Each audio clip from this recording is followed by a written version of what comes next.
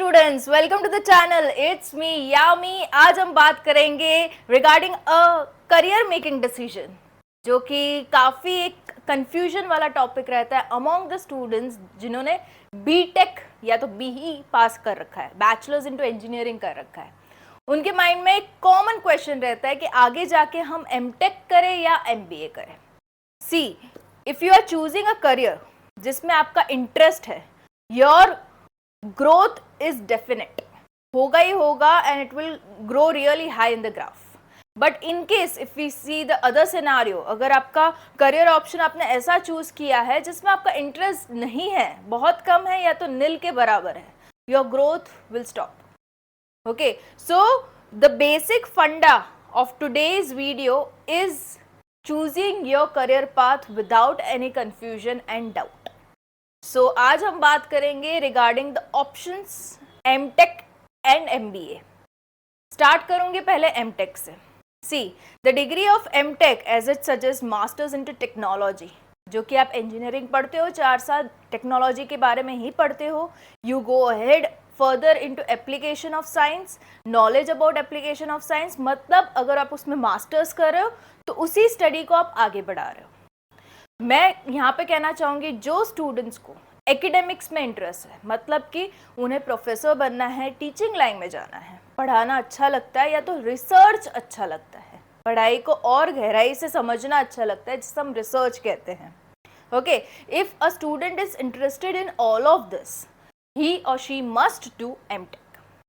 आप किसी भी यूनिवर्सिटी के अगर फैकल्टीज़ की प्रोफाइल देखोगे, फिर check on to the profiles of the faculties, जो भी अच्छी वाली यूनिवर्सिटीज़ की अगर आप चेक करो तो उनकी पूरी की पूरी डिटेल दे रखी होती है वेबसाइट में। ये पर्टिकुलर फैकल्टी की ये प्रोफाइल है, इतना पढ़ रखा है, उन्होंने इतना एक्सपीरियंस है।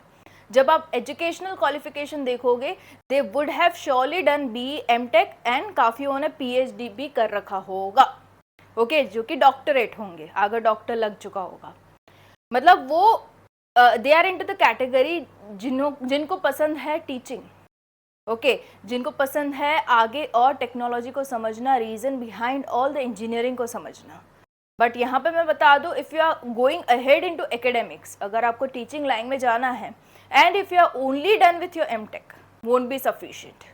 बिकॉज टीचिंग लाइन में जब भी आप जाते हो, if you are in to teaching and you are under the designation of assistant professor, उसके आगे का जो प्रमोशन है वो डिपेंड करता है आपके एजुकेशनल क्वालिफिकेशन पे।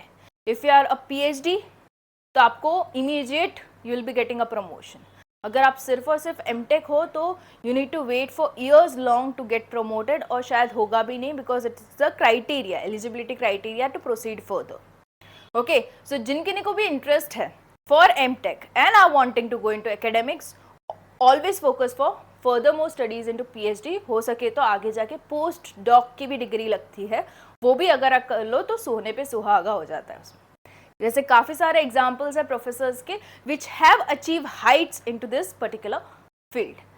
और एक चीज़ एमटेक के बारे में बता दूं, if you are planning to go further with your studies in the field of MTech, you need to definitely do it from a good college, good university.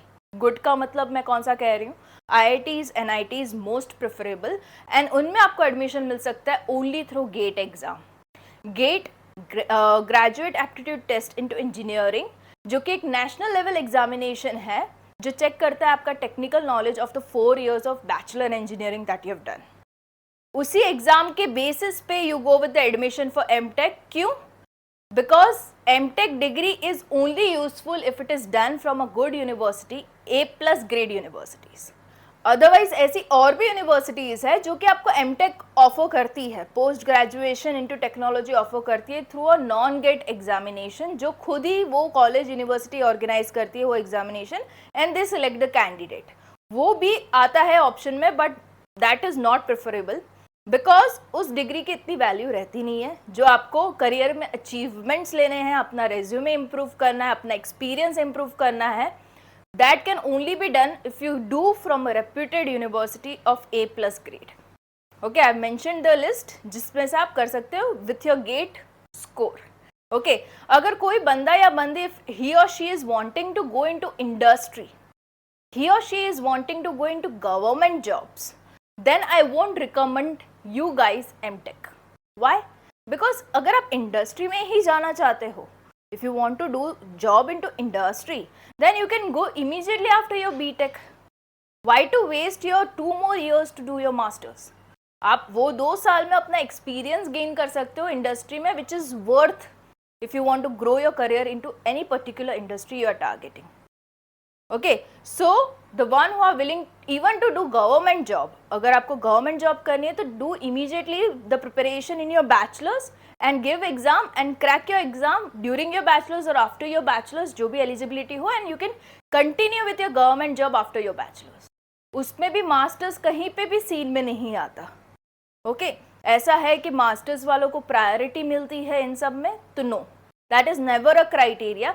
On the contrary, if you gain an experience into the field, masters करने के 2 साल को अगर आप you utilize those 2 years in gaining experience into field, would be much more useful for your further growth and career. Okay, so this was about MTech. Coming to the next option जिसमें students को confusion रहता है is MBA. Masters into Business Administration. अगर into 4 years of engineering you have realized कि this is not the field of my interest. I want to go into some field जहाँ पे marketing हो, sales हो, management की skills काम लगे, HR वाली skills काम लगे, तो I want to go into that. If you want to switch your career, go with your masters into MBA. But हाँ, again condition apply. MBA वहीं से करो जहाँ पे admission लगता है CAT के एग्ज़ाम से, कैट के स्कोर से. ओके, द फेमस IIMs तो आपको पता ही होगा, always a best option. Otherwise जो भी universities are accepting your admission on the basis of the CAT score, वही यूनिवर्सिटीज़ को प्रेफर कीजिए क्योंकि उसी के MBA का वैल्यू है. Otherwise MBA is not worth doing. Okay, even if you want to have a high packages and you are into the field like mechanical, civil, electrical, जहाँ पे अगर आप एज एन इंजीनियर जॉब लेते हो तो आपका package बढ़ने में बहुत साल लग जाते हैं.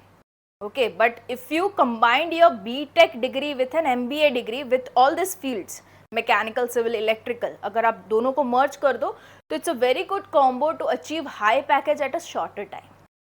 Okay, so this could be an advice to the students जिनको स्विच करना है अपना field. Somehow their interest is into the field of marketing, management side, go for it, but with the CAT exam.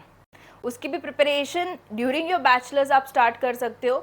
Of course the fees for preparation of the CAT is a bit higher than MTech because आप अपनी field track को पूरा change कर रहे हो, but at the same time the returns is also more. Okay, आपको जो highest package जो स्टार्टिंग ऑफर होगा would be much more than the one offered in to MTech. Okay, so this is a clear scenario I can explain you guys. जिनके को भी doubt है about between MTech and MBA can just have your doubts clear in the video. Hope the video helped you guys. Any more suggestions on to the videos from the students, most welcome in the comment section. I'll be happy to help you guys with the videos on the same topic. Thank you and do let me know कैसा लगा ये video. Okay, in the comment section below. Like, subscribe the channel. Bye bye.